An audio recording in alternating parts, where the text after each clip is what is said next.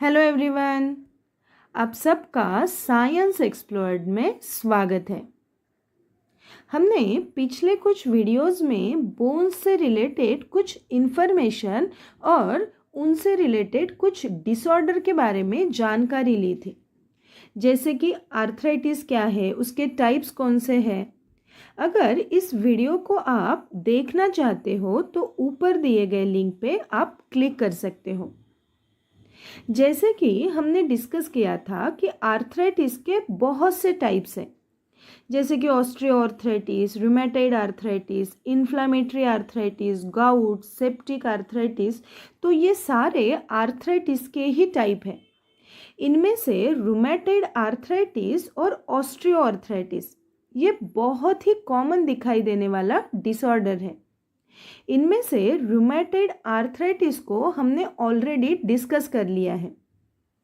आज के इस वीडियो में हम ऑस्टियोआर्थराइटिस को डिस्कस करने वाले हैं। ऑस्टियोआर्थराइटिस को डीजेनरेटिव जॉइंट डिसीज भी कहा जाता है। तो चलिए ऑस्टियोआर्थराइटिस के बारे में और इन डिटेल जानकारी लेते हैं। Osteoarthritis is a very common condition which can affect any joint in the body. Means osteoarthritis ये बॉडी के जॉइंट्स को अफेक्ट करने वाला डिसऑर्डर है, जैसे कि टो के जॉइंट्स, फिंगर जॉइंट्स, नी जॉइंट्स, हिप जॉइंट्स, स्पाइन। इन सारे छोटे छोटे जॉइंट्स में ऑस्टियोआर्थराइटिस होने के बहुत ज़्यादा चांसेस होते हैं।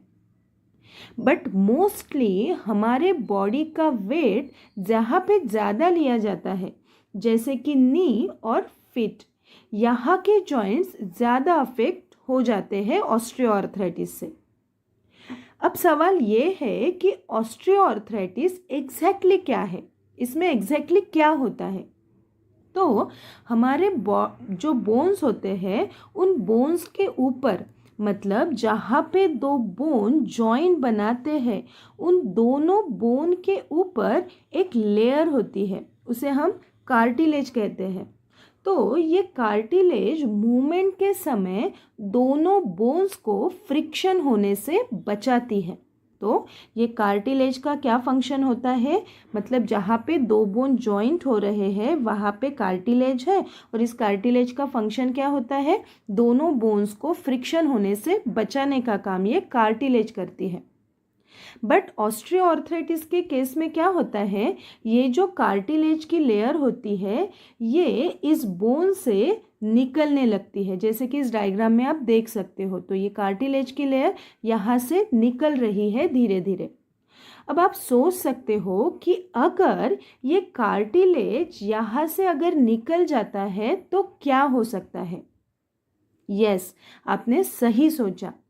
ये लेयर निकलने से दोनों बोन्स में फ्रिक्शन होगा और पेशेंट को बहुत ज़्यादा पेन होगा और जॉइंट्स में स्वेलिंग होने लगेगी।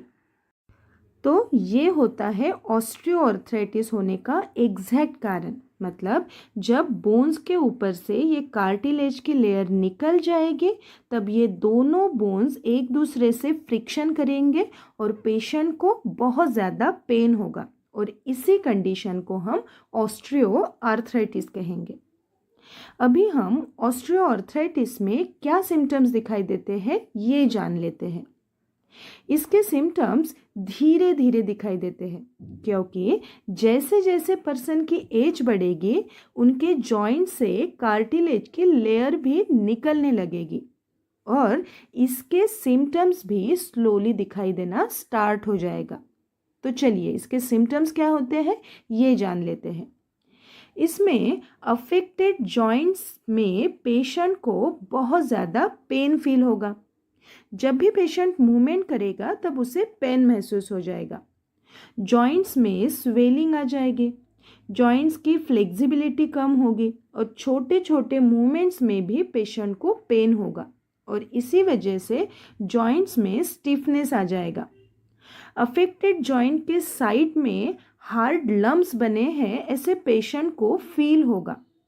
जॉइंट से पर्टिकुलर साउंड आएगा जिसे क्लिकिंग और क्रैकिंग साउंड कहा जाता है, और सबसे इम्पॉर्टेंट असिमेट्री उसमें दिखाई देगी। मतलब जैसे रूमेटॉइड आर्थराइटिस में बॉडी के दोनों साइड के जॉइंट्स अफेक्ट हो जाते हैं, वैसे यहाँ पे नहीं होगा।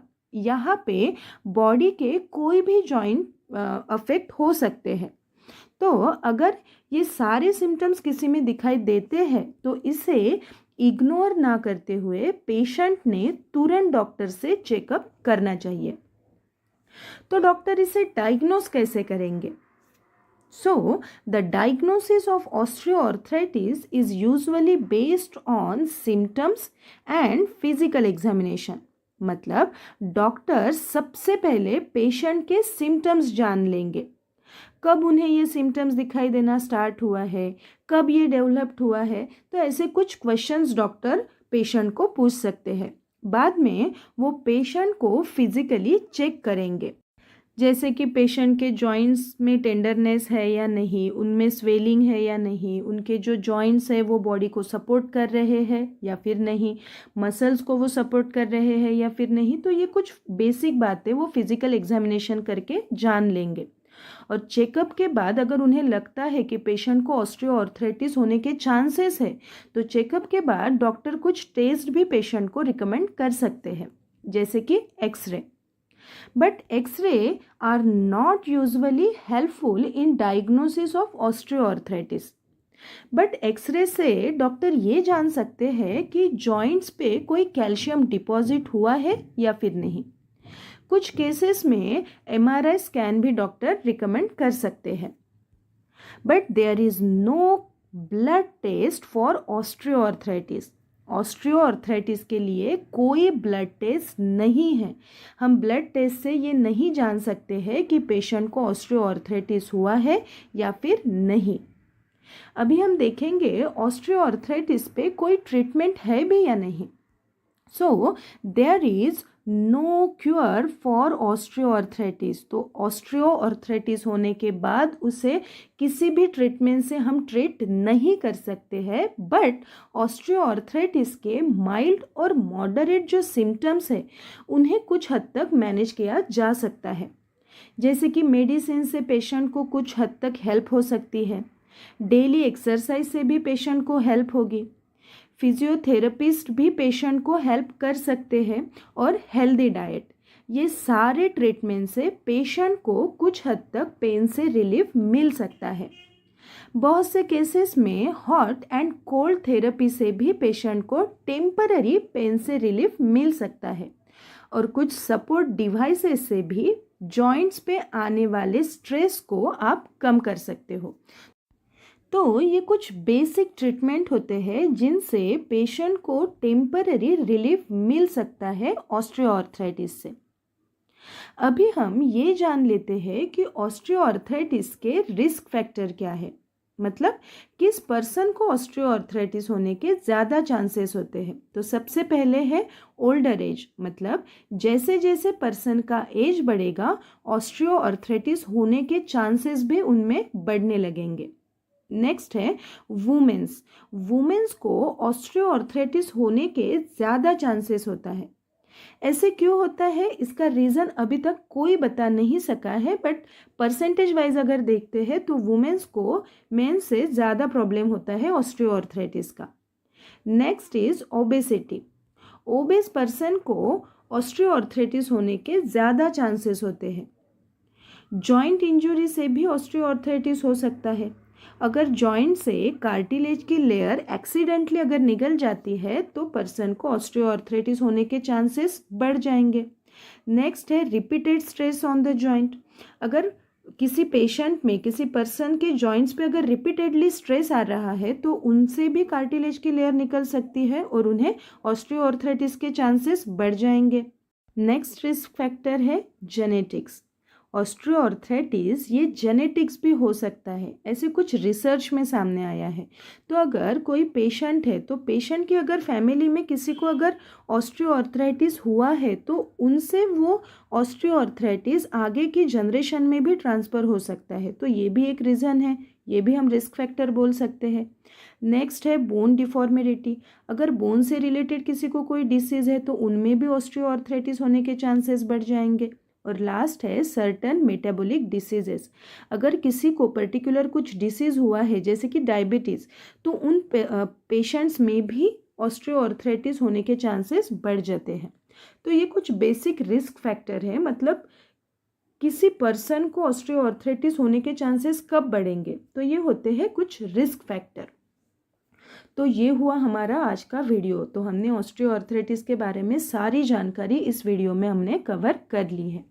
अगर इस वीडियो के तरह ही अगर आपको बोन से रिलेटेड कुछ वीडियो चाहिए है तो इनसे भी रिलेटेड मैंने बहुत से वीडियो हमारे इस चैनल पे अपलोड कर दिए हैं।